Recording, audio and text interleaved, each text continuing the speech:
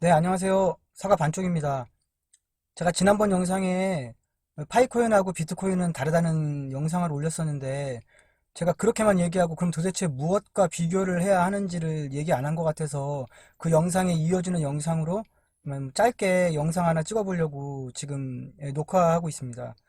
제가 어쨌든 지난 영상에 글을 잠깐 소개시켜드리면, 지난번에 비트코인과 파이코인 비교하면서 비트코인은 부의 저장 수단이고 실생활에서 사용이 불가능하고 그 투기 수단이다. 그래서 파이코인은 디지털 화폐, 그 실생활에서 사용 가능하며 결제 수단이다. 이렇게 해서 이제 비트코인과 파이코인은 다르다고 제가 이렇게 말씀을 드렸거든요. 그러면 도대체 그럼 이거 파이코인은 무엇과 비교를 해야 되느냐? 제가 그거에 대해서 간략하게 말씀을 드리면 파이코인은 CBDC와 비교하는 게 맞는 것 같아요. 이거는 뭐 저의 주관적인 견해니까 다르다고 말씀하시는 분도 있겠지만 왜 그러냐면 CBDC라는 게 혹시 모르는 분들이 계실 것 같아서 제가 간략하게 설명드리면 CBDC는 뭐 중앙은행이 발행하는 디지털 화폐예요.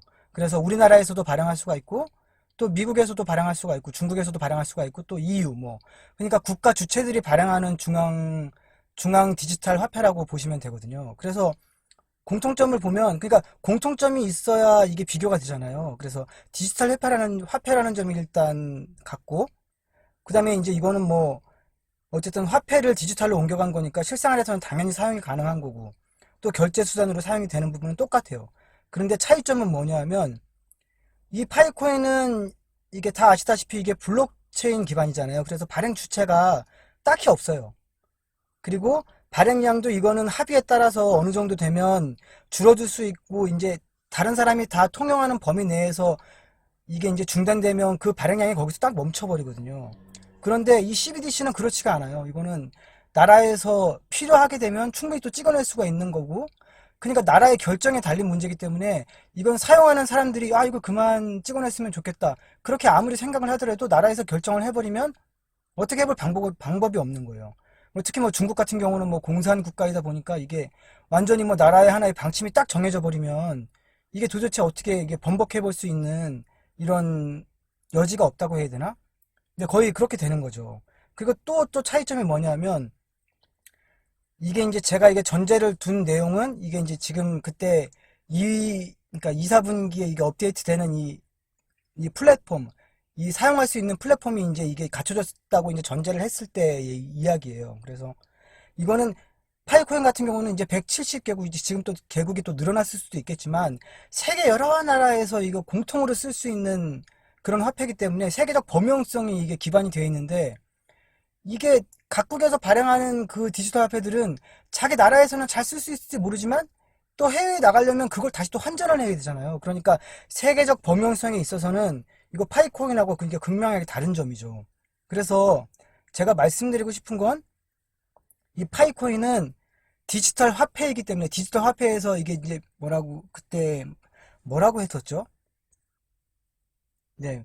이게 디지털 화폐의 기축 통화가 되고 싶다고 얘기했었잖아요. 그래서 디지털 화폐의 기축 통화가 되기 위한 목표를 가지고 이게 나온 화폐라고 했으니까 저희가 어떻게 봤을 때는 비교하는 건 각국 은행에서 발행하는 이 CBDC하고 비교하는 게 맞다. 그런데 이렇게 비교를 하고 봤을 때 이 CBDC하고 비교를 했을 때 이게 사용자 입장에서 봤을 때는 전혀 우리에게 해로운 것이 없기 때문에 이게 사회적 합의를 이루지 않으면 제가 보기엔 이게 공산국가에서는 이렇게 뭐 안 돼 하고 딱 하는 게 통할지 몰라도 이게 민주주의 국가에서는 명분이 없으면 안 되거든요. 근데 이 파이코인에 대해서 이거를 딱 배제해버릴 명분이 없어요. 다만 뭐 세금에 관련된 부분?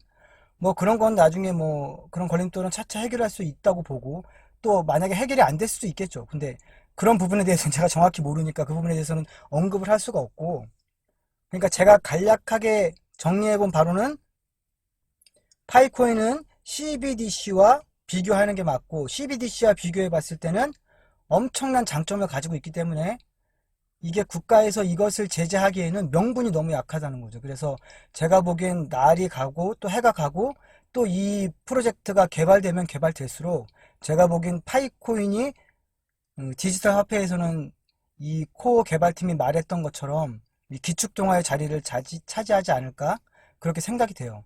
그러니까 또 항상 말 끝에는 이 말을 붙이게 되는데 아직도 늦지 않았으니까 파이코인 지금 안 하고 계신 분들은 당장 시작하시고 주위에게 또 널리 알려주셔서 이렇게 새로운 흐름에 같이 발맞춰서 갈 수 있는 여러분들이 됐으면 좋겠습니다.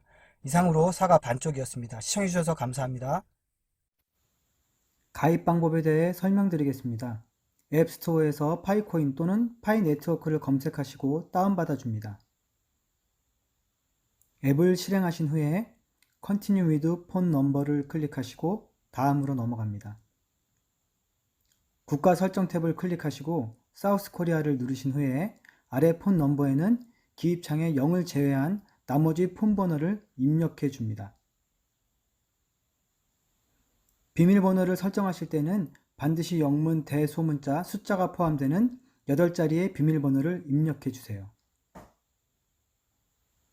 다음으로 계정 설정하기 창에서는 주의해 주세요. 이름과 성 입력 창에는 반드시 여권과 동일한 영문명을 입력해 주셔야 합니다. 추후에 KYC 인증을 진행하실 때 현재로서는 여권이 유일한 인증 수단이므로 반드시 여권과 동일한 영문명을 입력합니다. 사용자 이름란은 본인이 사용할 아이디를 입력해 주시면 되겠습니다. 마지막으로 추천인 기입란에는 사과 반쪽 HFAPPLE를 적어주시면 감사하겠습니다. 이상입니다.